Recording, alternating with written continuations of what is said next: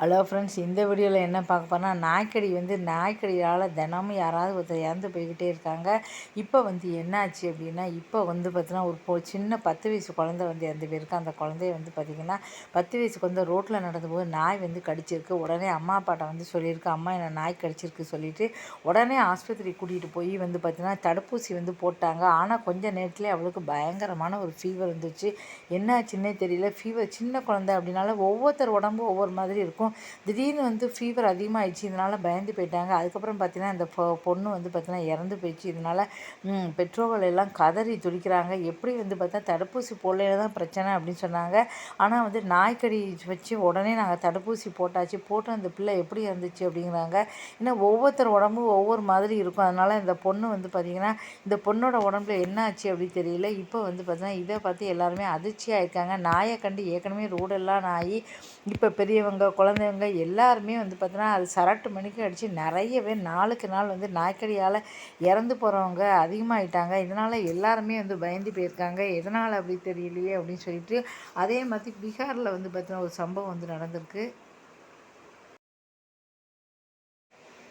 பீகாரில் பார்த்தீங்கன்னா ஒருத்தர் நாய் கடிச்சிருக்கு. நாய் கடித்த உடனே பார்த்திங்கன்னா அவர் பார்த்திங்கன்னா நாய்க்கடி கொஞ்சம் நெட்லேயே பார்த்தீங்கன்னா நாய் மாதிரியே குறைக்க ஆரம்பித்தார்.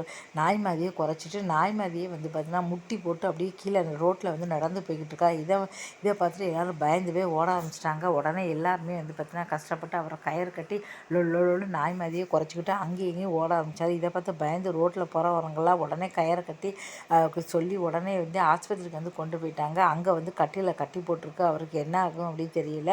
ஏன்னா நாய் கடித்தது போதே பார்த்தீங்கன்னா இதுக்கு முன்னாடியே போன மாதமும் ஒருத்தர் அப்படி தான் நாய் கடிச்சிது. நாய் கடித்த அன்னைக்கு அவர் இறந்து போயிட்டார்.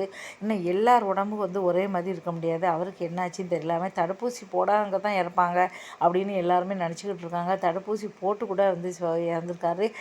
போன மாதத்தில் யூபியில் இப்படி தான் ஒருத்தர் நாய் கடித்த அன்றைக்கே பார்த்தீங்கன்னா இதே மாதிரி தான் பார்த்திங்கன்னா கத்தி ஆர்ப்பாட்டம் பண்ணி ரோட்டில் நாய் மாதிரியே ஓடி உடனே பார்த்தீங்கன்னா அவர் ஆஸ்பத்திரியில் சேர்த்து அவர் இறந்து போயிருக்காரு. 24 மணி நேரத்தில் நாய் கடிச்சு கூட நிறைய பேர் இறந்து போக ஆரம்பிச்சிட்டாங்க. இதை கட்ட மக்கள் அதிர்ச்சியாக இருக்காங்க. ஏன்னா ரோடு ஃபுல்லாகவே பாம்புகளுக்கு பார்த்தீங்கன்னா காட்டுக்குள்ளே போனால் அங்கே இருக்குது இங்கே இருக்குது. பாம்புகளுக்கு பயந்த மாதிரி இப்போ நாய்களுக்கு நம்ம பயப்பட வேண்டியிருக்கு. ரோடு ஃபுல்லாகவே நாய்கள் கூட்டம் கூட்டமாக உட்காந்துட்டு இருக்கு. நாயை நம்ம கடித்தா உயிர் பழைப்போமா பழைக்க மாட்டோமா அப்படின்னு தெரியல. நாய்க்கடி நாளுக்கு நாள் அதுக்கு நாயை பிடிக்கக்கூடாது. எத்தனை பேர் செத்தாலும் பரவாயில்லை, நாயை பிடிக்கக்கூடாது அப்படின்னு சொல்லிட்டு ஒரு கூட்டமே அலைஞ்சிக்கிட்டு இருக்காங்க. நாய்க்கு சப்போர்ட் பண்ணி ஒரு கூட்டமே போய்கிட்டு இருக்காங்க. இந்த நிலையில் நாளுக்கு நாள் நிலமை போய்கிட்டு இருக்கு. முதியவர்களாலும் சரி ஓடுறவங்க ஓடிடுவாங்க. ஓட ஓட விரட்டி பார்த்தீங்கன்னா முந்தா நாள் கூட ஒரு தமிழ் ஈரோடு மாவட்டத்தில் ஒரு அம்மாவை நாய் ஓங்கி கடிச்சையில் அவங்க விரல் அப்படியே துண்டாக அப்படியே விரல் துண்டாக கீழே வந்துச்சு. இதை வச்சு அவங்க கத்த ஆரம்பிச்சிட்டாங்க. எல்லாரும் ஓடி நாயை விரட்டினாங்க. நாளுக்கு நாள் தமிழ்நாடு மட்டும் கிடையாது, இந்தியா ஃபுல்லாகவே நாய்களுடைய தொந்தரவு அதிகமாக போயிடுச்சு. நாய் எல்லாரையும் ஓட ஓட விரட்ட ஆரம்பிச்சிச்சு. இதனால் மக்கள் எல்லாம் பயந்து போயிருக்காங்க. நாயை பிடிச்சாலும் சண்டைக்கு வராங்க. அப்போ இப்படி இறந்து போகிறவங்களாம் தொடர்ந்து போய்கிட்டே தான் இருக்கணுமா அப்படின்னா இதுக்கு என்ன தான் நிலமை, இதனுடைய முடிவு தான் என்ன அப்படின்னா நமக்கே தெரியல. கடிக்கிறவங்க கடித்து இறந்து போகிறவங்க இறந்து போட்டோம் அப்படி தான் நாயோட பிரியர்கள் நிறைய பேர் அப்படி தான் நினச்சிக்கிட்டு இருக்காங்க. நாயை பிடிக்கக்கூடாது, நாய் பாவம் அப்படின்னு சொல்லி நாளைக்கு சப்போர்ட் பண்ணுறாங்க. இப்படி இந்த நிலைமையை நம்ம என்ன சொல்கிறதுனே தெரியல. கடவுள் தான் நம்மளெல்லாம் காப்பாற்றணும். ரோட்லேயே போக முடியல. ரொம்ப தொல்லை அதிகமாக போச்சு.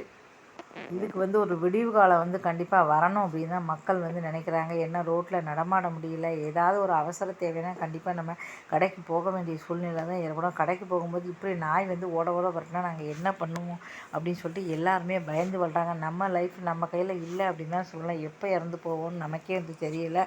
ஏன்னா விஷ சந்துகள் இருக்கிற இடத்துக்கு நம்ம போக மாட்டோம். ஆனால் நாய்கள் எல்லாம் ரோட்டில் தான் உட்காந்துட்ருக்கு. எப்போ வேணால் கடிக்கலாம், எப்போ வேணால் இறக்கலாம் அப்படின்ற நிலைமையில தான் எல்லோரும் உட்காந்துக்கிட்டு இருக்கோம்னு நினைக்கிறேன்.